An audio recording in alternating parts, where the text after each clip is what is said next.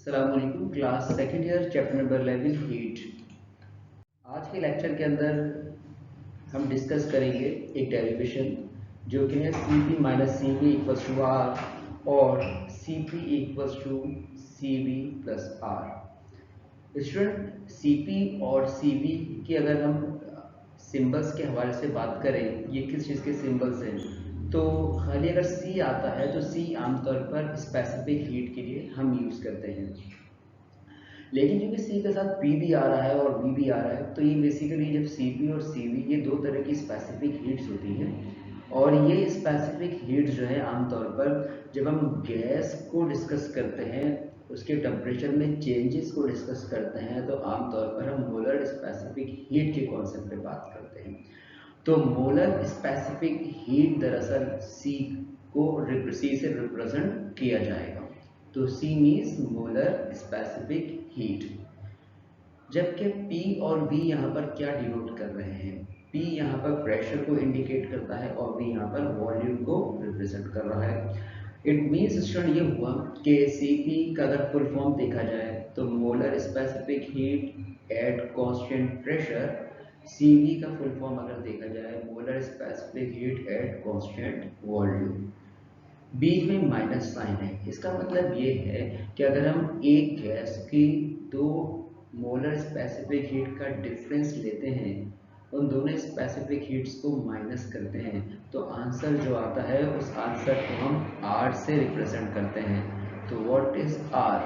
Are indicate और represent universal gas constant और ideal gas constant को रिप्रेजेंट करता है। तो R की फिक्स वैल्यू भी स्टूडेंट, R की वैल्यू है 8.31 जूल पर मोल केल्विन। इसी बात को हम अगर चेंज करके लिखें तो हम लिख सकते हैं माइनस सी पी है, तो ट्रांसफर होने के बाद प्लस में हम इसको लिखते हैं C P equal to C B plus R. So student इस टॉपिक को स्टार्ट करने से पहले हम बात कर लेते हैं सी पी और सी बी बेसिकली कौन से प्रोसेस को रिप्रेजेंट करते हैं। देखिए, कांस्टेंट प्रेशर का जो प्रोसेस होता है वो आइसोबैरिक प्रोसेस कहलाता है, जिसके अंदर हम ये कहते हैं कि volume can be changed, temperature can be changed, लेकिन जो पैरामीटर चेंज नहीं होता वो पैरामीटर बेसिकली प्रेशर का होता है। Pressure it should be remains constant. तो आइसोबैरिक प्रोसेस यहाँ पर डिस्कस किया जाएगा। इसके अलावा स्टूडेंट यहाँ पर डिस्कस किया जाएगा कांस्टेंट वॉल्यूम प्रोसेस, और वो प्रोसेस जिसमें वॉल्यूम चेंज ना हो, वॉल्यूम कांस्टेंट रहे स्टूडेंट, उसे कहा जाता है आइसोकोरिक प्रोसेस। तो what is isochoric process? A process in which volume of the system remains same.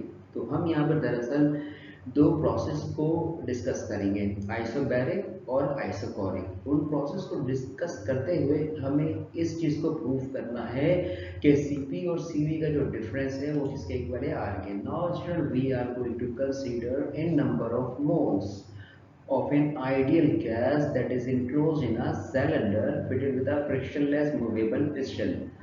The cylinder is placed on a heat reservoir. तो स्टूडेंट हमने पहले ही कंसीडर कर लिया है कि हमारे पास एक गैस इनक्लोज्ड है, कहाँ पर, बेसिकली सिलेंडर के अंदर। उस सिलेंडर के अंदर जो है पिस्टन लगाए, इट कैन बी मूवेबल, और हीट को प्रोवाइड करने के लिए हम यहाँ पर एक हीट रिजर्वायर यूज कर रहे हैं। सो स्टूडेंट ये ग्राफिकल रिप्रेजेंटेशन है। ये ग्राफिकल रिप्रेजेंटेशन किस चीज़ की है, पहले इस पर बात करते हैं स्टूडेंट।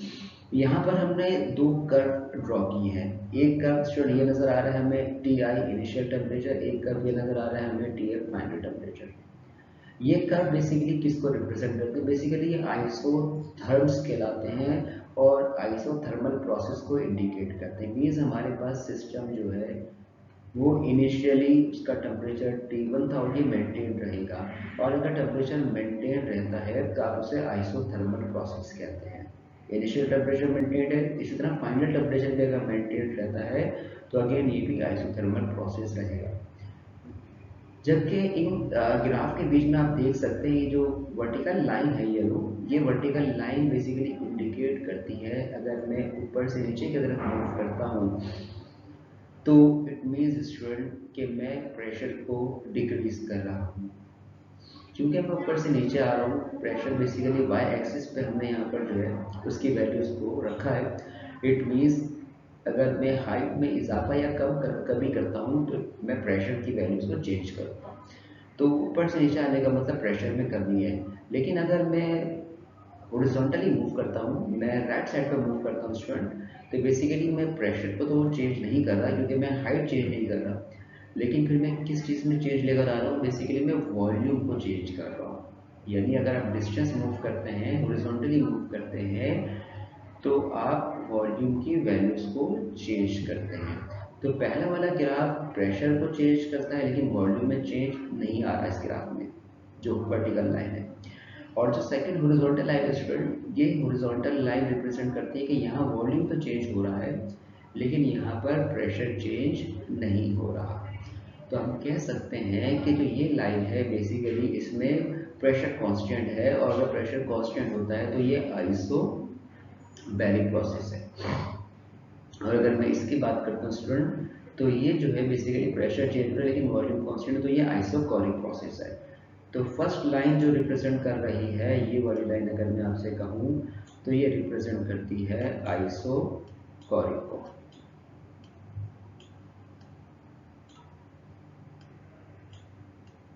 तो स्टूडेंट आइसोकोरिक प्रोसेस ऐसे प्रोसेस को कहा जाता है जिसके अंदर आप वॉल्यूम को फिक्स रखेंगे जबकि प्रेशर चेंज हो सकता है।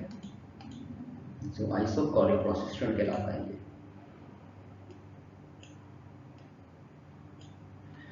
जबकि अगर हम सेकंड बात करें इस वाले ग्राफ के हवाले से, तो ये कहलाता है बेसिकली आइसोबैरिक।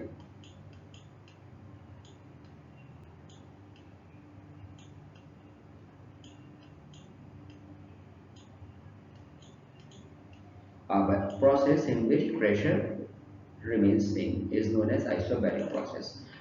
अब फर्दर कंटिन्यू करते हैं स्टूडेंट इस डेरिवेशन को। हम यहाँ पर कंसीडर कर रहे हैं टू आइसोथर्म, जिसके बारे में आपको डिस्कस किया, of an ideal gas at temperature T1 and T2। T1 में जब इजाफा होता है डेल्टा T का तो उसे आप T2 कहते हैं। तो ये पहला आइसोथर्म है और ये आपका दूसरा आइसोथर्म है। Suppose the gas is at state A with temperature T1 and the temperature of the gas is to be raised to T1 plus delta T. This can be done along two paths from A to B or A to C.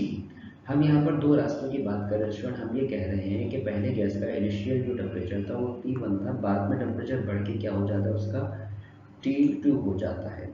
अब यहाँ पर जिन रास्तों का जिक्र किया है A और B और A और C का जिक्र किया है, बेसिकली हम उन पर बात करेंगे। The path A B is a constant pressure path. The volume of the gas changes from V2 to changes to V2 from V1. Therefore, work is said to be done by the gas is given by. Student जब A और B की बात करते हैं तो ये constant pressure को हम आइसोबैरिक कहते हैं। तो आइसोबैरिक यहाँ पर जो रिप्रेजेंट कर रहा है वो बेसिकली ये वाला रास्ता है, यानी ये पॉइंट हम A कंसिडर करते हैं इसको, और इसको अगर A लिखते हैं, यहाँ पर ये वाला जो पॉइंट है ये A है, और ये जो पॉइंट है स्टूडेंट, ये वाला पॉइंट हम रिप्रेजेंट कर रहे हैं, ये पॉइंट दरअसल B को रिप्रेजेंट करता है। अगर आप A से B की तरफ मूव करते हैं स्टूडेंट, तो ये A वाला पॉइंट बेसिकली है।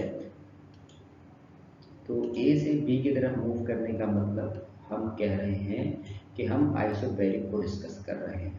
और अगर मैं आपसे कहता हूं कि आप A से B पर ना जाइए, आप इस प्रोसेस को यूज़ कर लीजिए आइसोकोरिक को, तो आपको जो रास्ता इख्तियार करना है वो यूज़ करना है कुछ ये वाला, A से C वाला, यहाँ तक का आप यूज़ करेंगे, A और C के बीच का।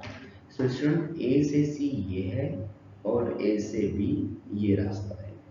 हम इन दोनों प्रोसेस को बारी बारी डिस्कस करेंगे। तो पहले हम A से B वाले रास्ते को डिस्कस करें जो कि कांस्टेंट प्रेशर का रास्ता है जिसमें वॉल्यूम तब्दील हो रहा है। आप देख सकते हैं कि पहले वॉल्यूम VI था, बाद में वॉल्यूम चेंज हुआ है स्टूडेंट, वॉल्यूम चेंज आ रहा है। तो इट मीन्स जब वॉल्यूम चेंज होता है तो वहाँ पर डेफिनेटली कुछ ना कुछ वर्क डन भी होता है। वर्क डन इक्वल होता है student pressure into delta V, pressure P और delta V change in volume के। But we know that according to ideal gas equation PV equals to nRT होता है स्टूडेंट। हम आइडियल गैस इक्वेशन से वाकिफ हैं। आइडियल गैस इक्वेशन कहती है कि प्रेशर और वॉल्यूम का जो प्रोडक्ट है ये इक्वल होता है number of moles universal gas constant और टेम्परेचर के। ये आइडियल गैस इक्वेशन कहलाती है। हम पी डेल्टा वी को अगर रिप्रेजेंट करें, क्योंकि हम बेसिकली वॉल्यूम चेंज के हवाले से डिस्कस कर रहे हैं, क्योंकि हमारा प्रोसेस कांस्टेंट प्रेशर का है तो हम प्रेशर के साथ डेल्टा नहीं लगा रहे हैं, हम सिर्फ वॉल्यूम के साथ लगा रहे हैं चेंज का सिंबल, तो हमने सिर्फ वॉल्यूम के साथ डेल्टा लगाया है। इसी तरीके से ना नंबर ऑफ मोल्स बढ़ रहे हैं कम हो रहे हैं, कांस्टेंट है, R already universal gas constant है। तो वॉल्यूम चेंज होने से होता क्या है, जब वॉल्यूम चेंज होगा तो साथ में एक और चीज़ चेंज हो रही है, टेम्परेचर भी चेंज हो रहा है। तो इस प्रोसेस के अंदर दो चीज़ों में तब्दीली आई है, प्रेशर तो कांस्टेंट है, वॉल्यूम चेंज होने से टेम्परेचर भी चेंज हुआ है। तो जो ideal gas equation student P V equals to N R T, हम उसको लिख सकते हैं P delta V equals to N R delta T. हमने चेंज वॉल्यूम में लाए हैं और चेंज टेम्परेचर में लेकर आए हैं।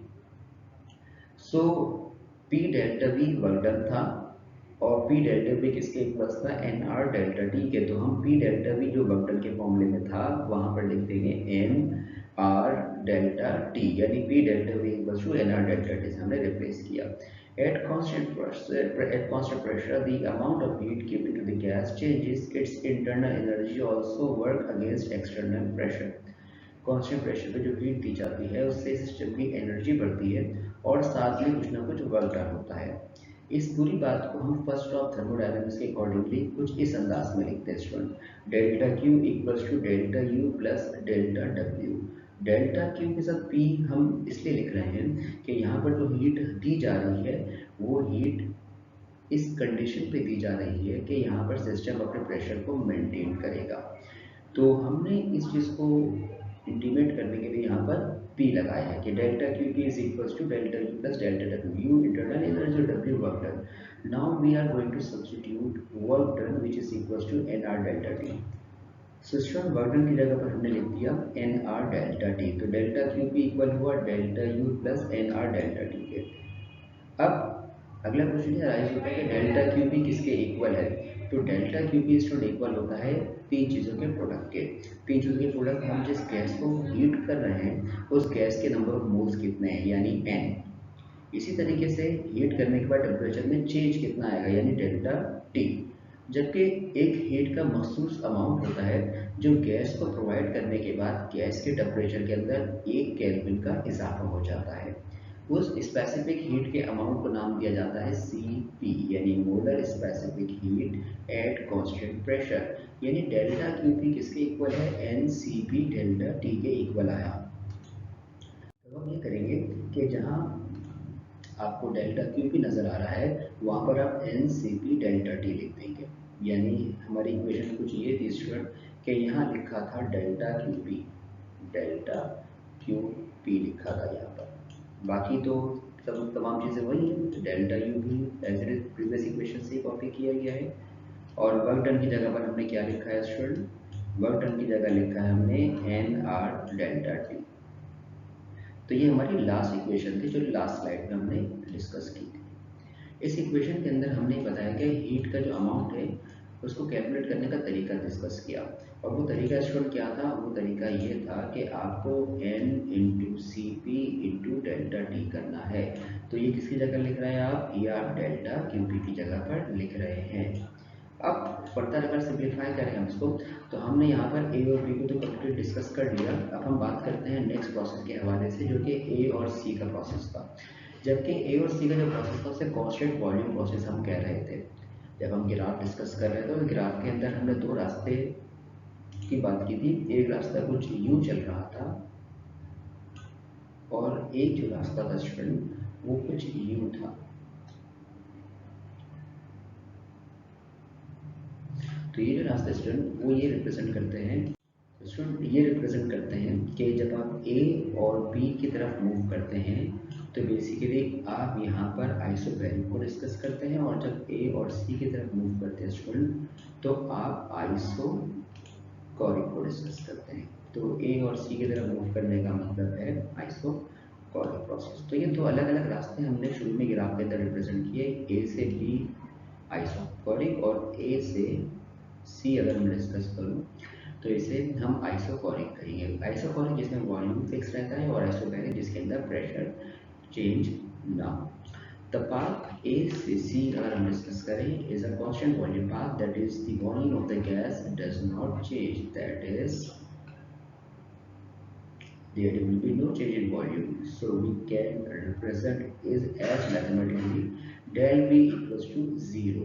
तो डेल्टा V equals to 0 ये इंडिकेट कर रहा है कि वॉल्यूम ना बढ़ा है और ना वॉल्यूम कम हुआ है। जब किसी चीज़ में ना इजाफा हो और कमी हो तो इस चीज़ को मैथमेटिकली लिखने का अंदाज कुछ ये है कि वहाँ पर आप डेल्टा V equals to 0 लिख देते हैं, क्योंकि वॉल्यूम में चेंज नहीं आ रहा इसलिए हमने डेल्टा V को 0 लिखा है।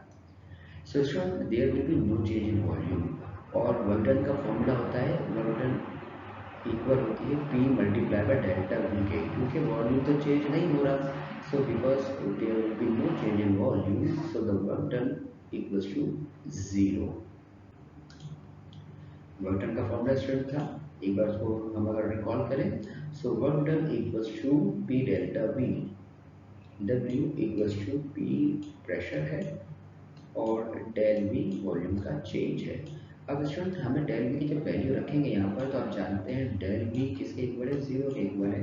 तो वर्क डन तो बेसिकली दो चीज़ों के प्रोडक्ट का नाम है और वो दो चीज़ें क्या हैं, प्रेशर और वॉल्यूम का चेंज।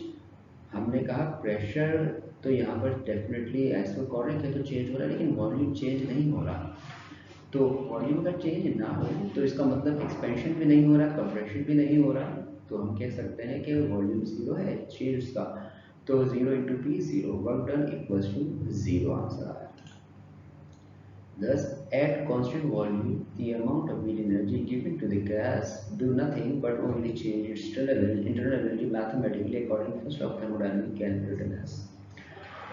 हम यहाँ पर अगर बात करें फर्स्ट लॉ के अकॉर्डिंग, तो फर्स्ट लॉ ऑफ थर्मोडायनेमिक्स हमें कहता है कि यहाँ पर हम हीट एनर्जी को सप्लाई कर रहे हैं, प्रोवाइड कर रहे हैं गैस को।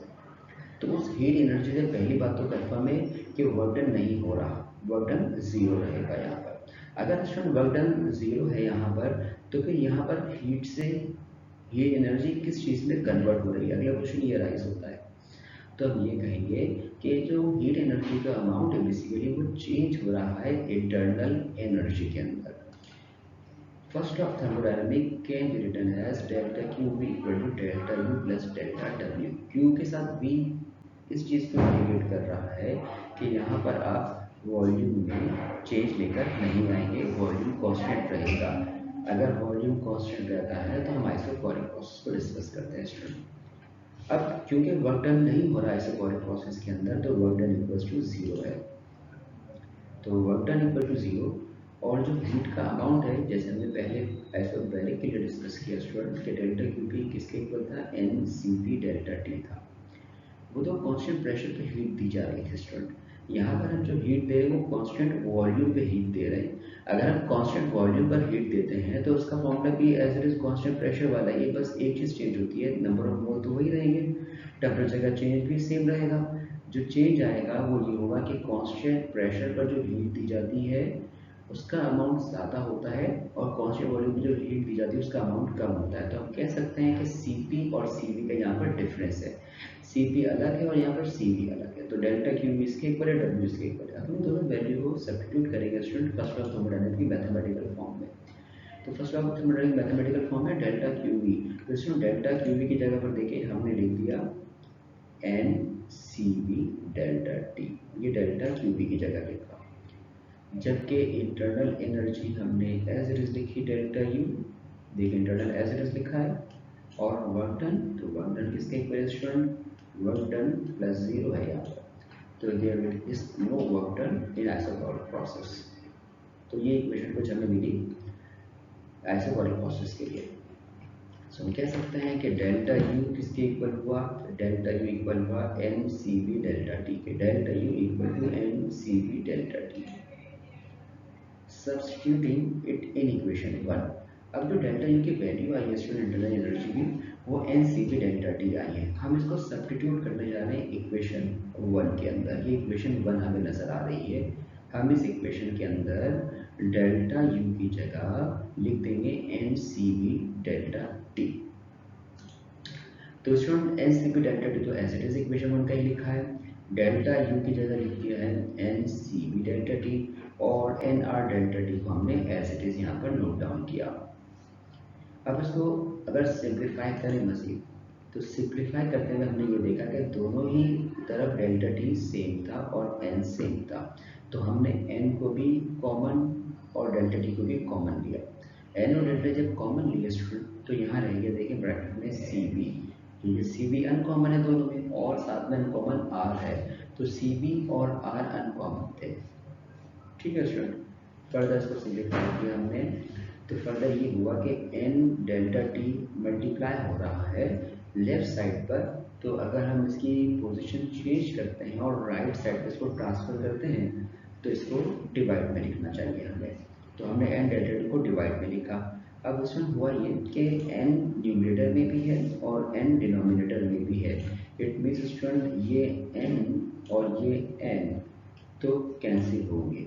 इसी तरीके से स्टूडेंट डेल्टा टी और डेल्टा टी भी कैंसिल होंगे, तो फिर कैंसिलेशन के बाद रह जाएगा C B equal to C B plus R, यानी अगर हम इसको और सिंप्लीफाई करें तो सी बी यहाँ पर पॉजिटिव है, इसको ट्रांसफर करेंगे लेफ्ट साइड पर तो ये नेगेटिव हो जाएगा, C B minus C B equals to R. R यहाँ पर मोलर गैस कांस्टेंट को भी रिप्रेजेंट करता है और आर यहाँ पर यूनिवर्सल गैस कांस्टेंट को भी रिप्रेजेंट करता है।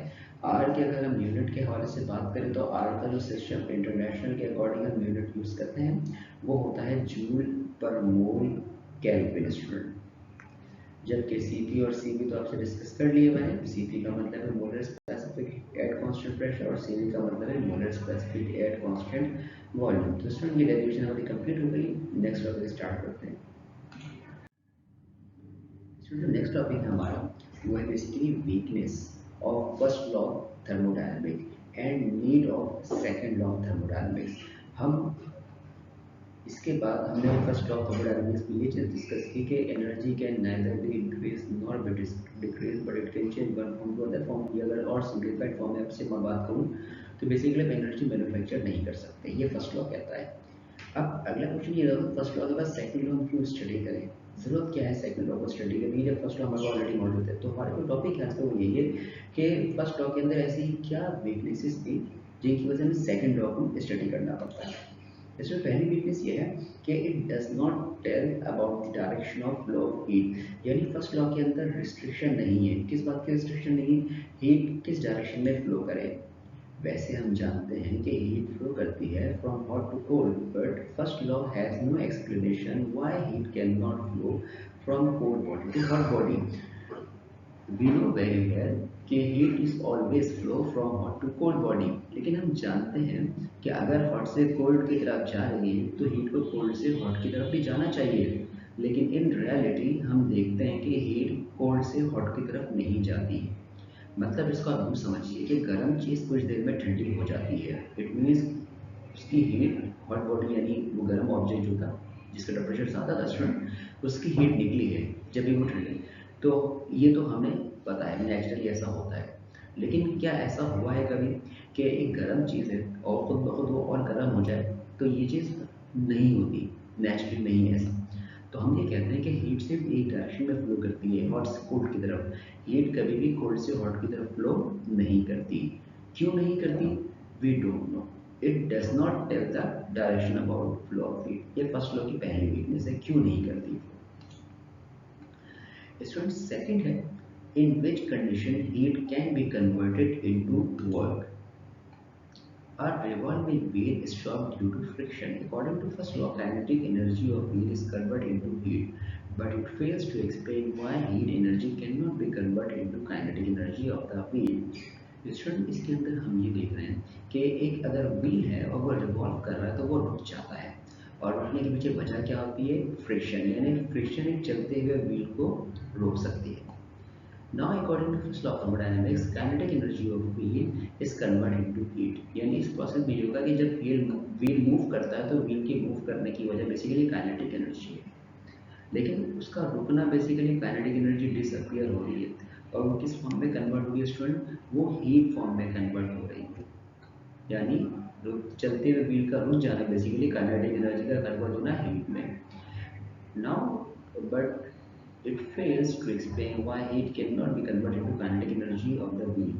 तो हम इस बात को एक्सप्लेन नहीं कर पा रहे क्यों हीट एनर्जी से हम काइनेटिक एनर्जी प्रोड्यूस कर सकते हैं, क्यों नहीं कर पा रहे। मतलब यह है कि जब काइनेटिक एनर्जी से हीट प्रोड्यूस हो रही है तो ऐसा हो सकता है कि व्हील के पास मैं हीट एनर्जी सप्लाई करूं, ये अगर व्हील मैं कंसीडर करता हूं और मैं इसको हीट एनर्जी देता हूं, तो हीट एनर्जी देने से तो क्या ये व्हील मूव करेगा, क्या काइनेटिक एनर्जी प्रोड्यूस होगी?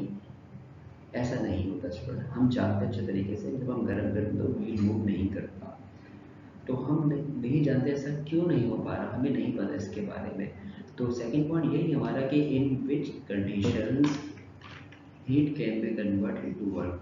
वो कौन सी ऐसी शर्त है जिसकी मौजूदगी में हीट को वर्क में कन्वर्ट करना है? डेफिनेटली ये कंडीशन तो नहीं है जिसमें हम हीट पे और व्हील मूव करें। तो सेकंड इसकी वीकनेस ये हुई।